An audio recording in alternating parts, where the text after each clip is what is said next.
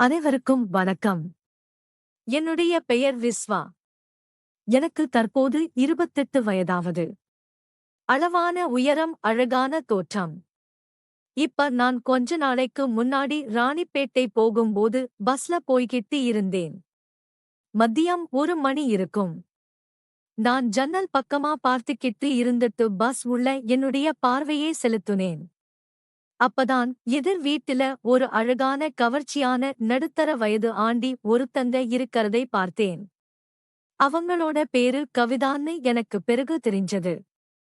மெல்லிய காட்டன் சரி, லோக்கட் பிளவர்ஸ். ரொம்ப அழகா இருந்தாங்க. அவங்களுக்கு எப்படி ஒரு 35ல இருந்து 40 வயசு இருக்கலாம். மாநிறம், கழுத்துல தாலி, நடுத்தரமான உயரம், பெரிய கண்கள் பார்க்கவே கவர்ந்து இழுத்தாங்க. அவங்களோட உடலமைப்பு சூப்பரா இருந்துச்சு. அதனால அவங்களை நான் ரசிச்சுக்கிட்டே சைட் அடிச்சுக்கிட்டே வந்தேன். நான் பார்க்கறத அவங்களும் கவனிச்சிட்டாங்க. ஆனா நான் பார்க்கறத அவங்க பார்த்தாலும் கூட என்ன முறைக்கிறதோ கோபப்படுறதோ எதுவும் அவங்க செய்யல. நான் ரசிக்கிறத அவங்களும் ரசிச்சாங்க. ஒரு கட்டத்துல பஸ்ஸ விட்டு இறங்கும்போது அவங்களை பார்த்து நானும் சிரிச்சேன். அவங்களும் என்னை பார்த்து சிரிச்சாங்க. அதன் பிறகு நான் அருகில் இருக்கக்கூடிய ஒரு ஹோட்டலுக்கு போனேன்.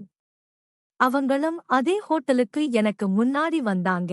அப்பவும் பார்த்து அவங்களை நான் சிரிச்சேன்.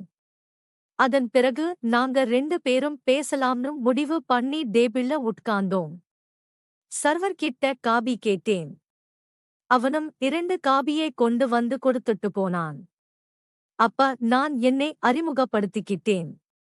அவள் வேலூர் போவதாக சொன்னாள். காபியை குடித்துவிட்டு சில பொருட்கள் வாங்க இருவரும் சேர்ந்தே கடைவீதிக்கு நடக்கையில் என்னை அவள் இடித்தாள். அவள் வேண்டுமென்றே அவள் என்னை இடித்தது போலதான் எனக்கு தோன்றியது. எனக்கும் சில சாமான்களை பேரம் பேசி வாங்கியும் கொடுத்தாள். வாய்ப்பு கிடைக்கும் போதெல்லாம் என்னை தொட்டும் பேசிக் கொண்டிருந்தாள். அவளுக்கு சில பொருட்கள் வாங்க வேண்டியது என்று சொன்னாள். சரி, வாங்கலாம் என்று நானும் சென்றேன். அப்போது அவள் எனக்கு உள்ளாடைதான் வேணும் என உள்ளாடை வாங்கியும் கொண்டாள். அப்போது அவளுடைய அளவை அந்த கடைக்காரனிடம் சொன்னார். அதை அவள் எனக்கு மறைமுகமாகவும் தெரிவித்தாள் என்பது எனக்கும் புரிந்தது. பிறகு எல்லா ஜாமானையும் வாங்கிவிட்டு பஸ் ஸ்டாண்டுக்கு வந்தோம். நான் மீண்டும் பேச ஆரம்பித்தேன். உங்க வீடு எங்க இருக்கு என்று நான் கேட்டேன். அவளோ கலவை பக்கம் இருக்கு, இந்த ரூட் நம்பர் பஸ் வந்து போகும் என்றும் சொன்னாள். மறக்காமல் செல்போன் நம்பரையும் கொடுத்து என்னை வீட்டுக்கும் அழைத்தாள். அடுத்த நாள் மாலை அவருடைய வீட்டின் முகவரியை தெரிந்து கொண்டு தேடி கண்டுபிடித்து விட்டேன். வீட்டில் அவளுக்கு பொருந்தாத கணவர். அதாவது அவனுடைய கணவர் எப்போதுமே குடிய போதையில்தான் இருப்பார் போல. 10 வயதில் ஒரு மகனும் இருந்தான். சின்ன வீடுதான். சிறிது நேரத்திலே எனக்கு காபியம் போட்டு கொடுத்தாள். புறப்படும்போது அவளேதான் ஆரம்பித்தாள். நாளைக்கு வேலூர் வருவேன் என்று சொன்னாள். எனக்கும் ஜவ்வாது மலை போக வேண்டிய வேலை உள்ளது என்று அவளுடைய கண்களை பார்த்தே சொன்னேன். நேரம் கிடைத்தால் என்னுடன் வருகிறாயா என்றும் கேட்டேன். அந்த அர்த்தம் புரிந்து அவளும் சிரிப்புடன் தலையாட்டினாள். மறுநாள் ஜவ்வாதை மலை செல்லும் பஸ்ஸில் என் அருகில் அவள் உட்கார்ந்திருந்தாள். வெளிக்காட்சி அனுபவித்தவாறே தலைமுடி பறக்க மிதமான சென்ட் வாசனையுடன் அவள் என் பக்கத்தில் அமர்ந்திருந்தாள். நீலம் பச்சம் கலந்த சில்க் புடவை, மேட்சிங் கலர் ஜாக்கெட். தலைமுடியே அழகாக பின்னி விட்டிருந்தாள். அடிக்கடி என் மீதும் சாய்ந்து கொண்டாள். பசும் ஊருக்குள் நுழையும்போது நாங்கள் வழியிலேயே இறங்கிக் கொண்டோம். நேராக அவருடன் எனக்கு நல்ல தெரிந்த ஒரு லாட்ஜில் ரூம் போட்டோம். மதிய உணவை ஆர்டர் செய்து அதும் வந்துவிட்டது. இருவரும் சாப்பிட்டோம். என்னுடைய வழக்கமான பாணியில் நான் கேட்டேன். கவிதா, உன் புருஷன் உன்னை அடிக்கடி உன்னுடன் சந்தோஷமாக இருப்பானா? அவன் எப்போதுமே மதுபோதையில்தான் இருப்பான் என்று சொல்கிறாயே என்று நானும் ஓப்பனாக கேட்டேன். அவளும் ஏக்கத்துடனே சிரித்தாள். என்னுடைய சொந்த ஊர் திருப்பத்தூர் பக்கம். வேலை பார்க்க சென்னைக்கு வந்தேன். என் கணவனுடைய ஊர் திருத்தணி. கல்யாணம் பண்ணிக்கிட்டோம் நாங்க 2 பேரும். எங்களுக்கு ஒரு பொண்ணும் ஒரு பையனும். அவரும் குடிகாரன் ஆயிட்டாரு. இப்பெல்லாம் அவருக்கு அதுல ஆர்வமே இல்லை. எனக்கு குழந்தை பெறுங்குறதுக்கு முன்னாடி கூட ஒரு 10 நிமிஷத்துக்கு மேல அவரு பண்ண மாட்டாரு. காஞ்ச மாடு கம்பளி மேற மாதிரி கடகடன்னு எல்லாத்தையுமே முடிச்சிருவாரு. எப்படியோ அவரோட வாழ்ந்து 2 புள்ளையும் பெத்துட்டேன். குழந்தை பிறந்த பிறகு இப்ப அவர் என்ன கண்டிக்கிறதே இல்ல, என்ன அவ தொடுறதே இல்ல. எனக்கோ தாம்பத்திய வாழ்க்கையே அதிகமா அனுபவிக்கணும் ஆசை. அப்படி சொல்லிக்கிட்டே என் மேல சாஞ்சம் கொண்டா. அவள் இப்படி ஓப்பனாக சொல்லிவிட்டு என் மீது சாய்ந்தது ஏண்டா, இன்னும் நேரத்தை வீணடிக்கிற, சீக்கிரம் ஆரம்பிடா என்று சொல்வது போல இருந்தது. அதன் பிறகு நாங்கள் எதற்காக லாட்ஜுக்கு வந்தோமோ அந்த விஷயத்தை தொடங்கினோம். அன்றே நானும் அவளும் பலமுறை உல்லாசமாக இருந்தோம். அதன் பிறகு வீட்டுக்கு சென்ற பிறகு நாங்கள் முன்பை விட இப்போது அதிகமாக செல்போனில் பேசி பழகவும் ஆரம்பித்தோம். அதன் பிறகு நாங்கள் அவளுக்கு தினமும் என்னுடன் உல்லாசமாக இருக்க வேண்டும் என தோன்றியது. அதற்காக அவள் தன்னுடைய கணவரிடம் எனக்கு ஒரு தனியார் நிறுவனத்தில் ஹவுஸ் கீப்பிங் வேலை கிடைத்திருக்கிறது. அதனால் நான் அங்கு இனி வேலைக்கு செல்லப் போகிறேன் எனவும் சொல்லிவிட்டு தன் கணவனை ஏமாற்றி என்னுடன் தினமும் உல்லாசம் அனுபவிக்க திட்டமிட்டிருந்தார். அதன் பிறகு அவளுடைய கணவனும் சரி, தன்னுடைய மனைவி வேலைக்கு தானே செல்கிறார் என அனுப்பவும் சம்மதித்தார். அதன் பிறகு நானும் அவளும் அடிக்கடி லாட்ஜில் அறை எடுத்து உல்லாசமாக இருக்க ஆரம்பித்தோம். அப்போதுதான் நான் அவரிடம் சொன்னேன், நீயும் உன் கணவனிடம் நீ வேலைக்கு செல்கிறேன் என்று சொல்லிவிட்டுதான் வந்திருக்கிறாய். அப்படியானால் உனக்கும் மாதம் மாதம் நான் பணம் தர வேண்டியதுள்ளது. அதேபோல நாமும் தினமும் இந்த முறை லாட்ஜில் எடுத்து சந்தோஷமாக இருந்தால் ஒவ்வொரு முறையும் 1000 ரூபாய் செலவு செய்ய வேண்டி இருக்கிறது. இது எனக்கு பெரிய இடையூறாக இருக்கிறது. இதற்கு ஒரு வழி செய்ய வேண்டும் எனவும் நான் சொன்னேன். அப்போதுதான் அவள் சொன்னாள், இனி நாம் லாட்ஜில் உல்லாசமாக இருக்க வேண்டாம். நீ எங்காவது ஒரு கம்மியான பட்ஜெட்டில் ஒரு வீடை வாடகைக்கு கேடு. வீடு ஒன்றும் பெரியதாக இருக்க வேண்டிய அவசியமில்லை. நமக்கு ஒரு பெட்ரூம் இருந்தாலே போதும். ஒரு பெட்டு போடக்கூடிய அளவுக்கு அந்த வீடு இருந்தாலும் கூட போதும். அதிலே நாம் சந்தோஷமாக இருந்து கொள்ளலாம். சின்ன வீடாக பாரு, உனக்கும் வாடகையை மட்டுமே கொடுத்தாலே போதுமானதாக இருக்கும்.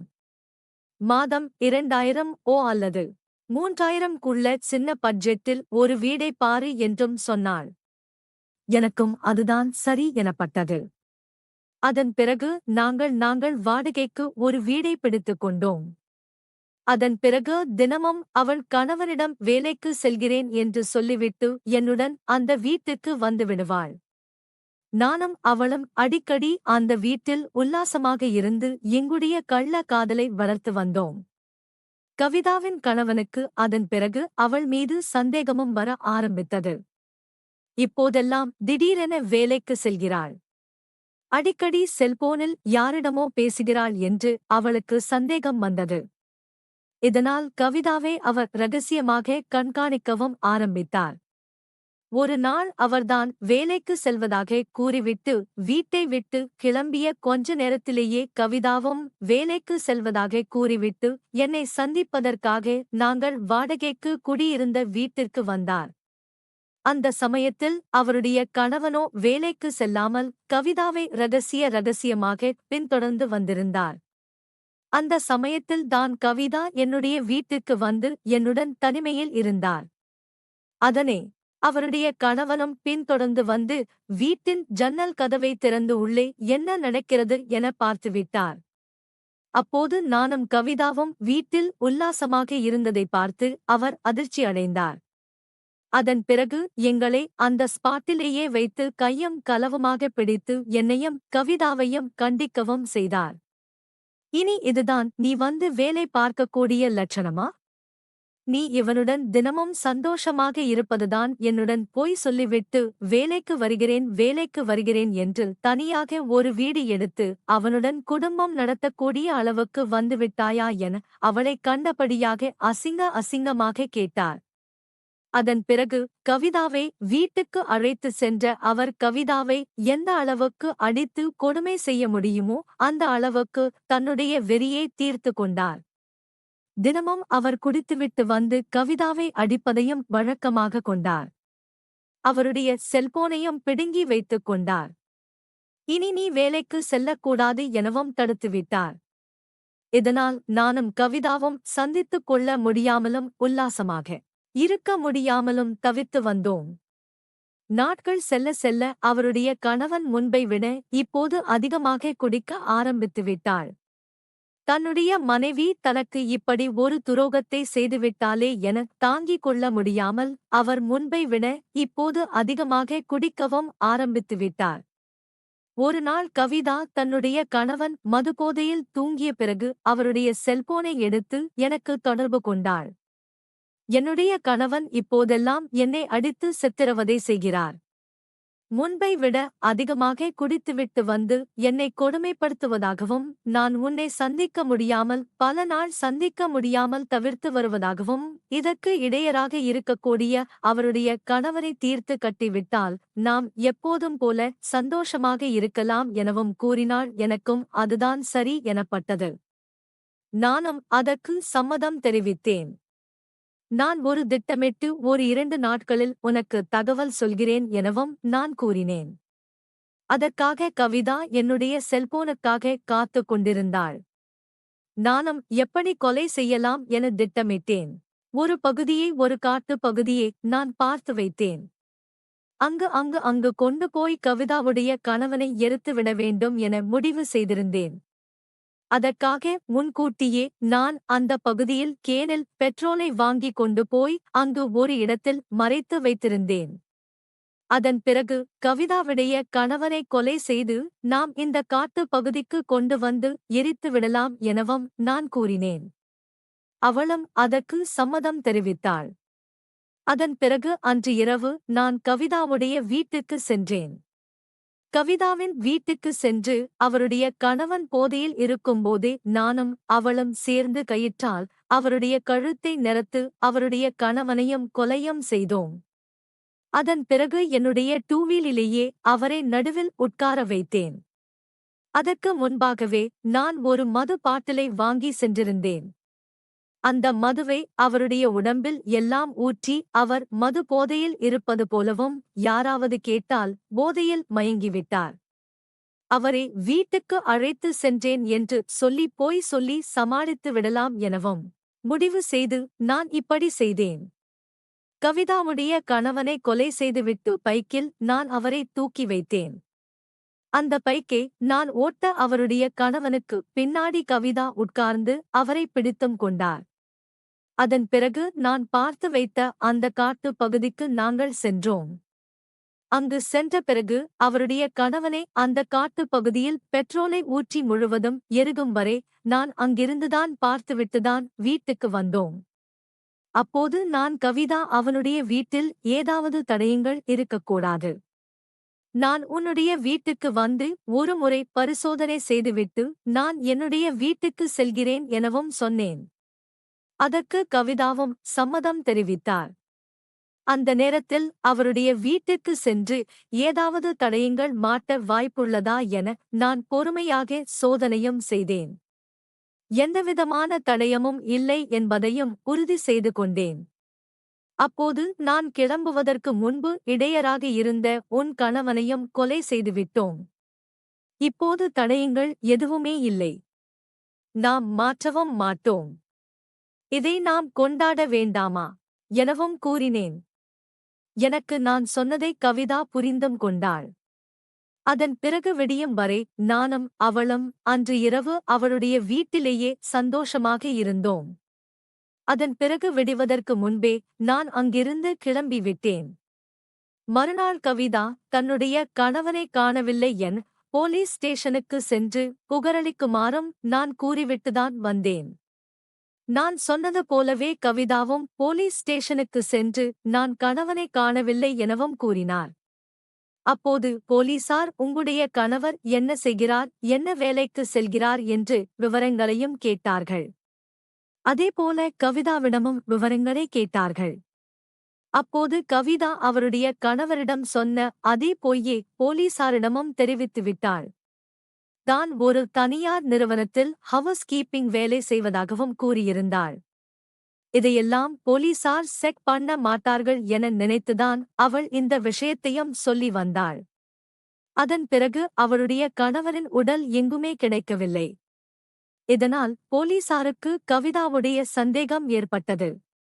அதனால் அவள் சொன்ன அந்த தனியார் நிறுவனத்திற்கு சென்று அவள் எப்படிப்பட்டவள் என விசாரிக்கலாம் எனவும் அங்கு சென்றிருக்கிறார்கள். ஆனால் அங்கு சென்ற பிறகுதான் கவிதா அங்கு வேலையே செய்யவில்லை என்பதையும் போலீசார் கண்டுபிடித்தார்கள். இது போலீசாருக்கு பெரும் அதிர்ச்சியை கொடுத்தது. இதன் மூலமாக போலீசார் கவிதா நம்மிடம் வேலை செய்வதாக பொய் சொல்லியிருக்கிறாள். அதனால அவள்தான் தன்னுடைய கணவனை கொலை செய்ய அதிகமான வாய்ப்பு இருக்கிறது என சந்தேகம் முழுவதும் அவள் பக்கம் திரும்ப அவரை காவல் நிலையம் அழைத்து சென்ற போலீசார், நீங்கள் எந்த தனியார் நிறுவனத்தில் வேலை செய்கிறீர்கள் சொல்லுங்க, இந்த தனியார் நிறுவனம்தான நீங்க சொன்னீங்க என்று மறுபடியும் கேட்க அவளோ திருத்ததிருவனை முழிக்க, அதன் பிறகு போலீசார் தங்களுடைய பாணியில் விசாரணை செய்ய வேறு வழியின்றி கவிதா அனைத்து உண்மைகளையும் ஒப்புக்கொண்டாள். அதன் பிறகுதான் எங்களுடைய தகாதரவின் காரணமாக அவளும் நானும் சேர்ந்து அவருடைய கணவனை கொலை செய்து காட்டு பகுதிக்கு எடுத்து சென்று எரித்தது முதல் திரும்ப வீட்டுக்கு வந்து அவளும் நானும் உல்லாசமாக இருந்தது வரை அனைத்து விஷயங்களையும் போலீசாரிடம் வாக்கு மூலமாக கொடுத்துவிட்டார்.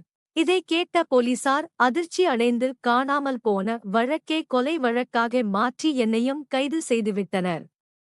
அதன் பிறகு எங்கள் இருவரையும் நீதிமன்றத்தில் ஆஜர்படுத்தி தற்போது சிறையிலும் அடைத்துவிட்டனர்.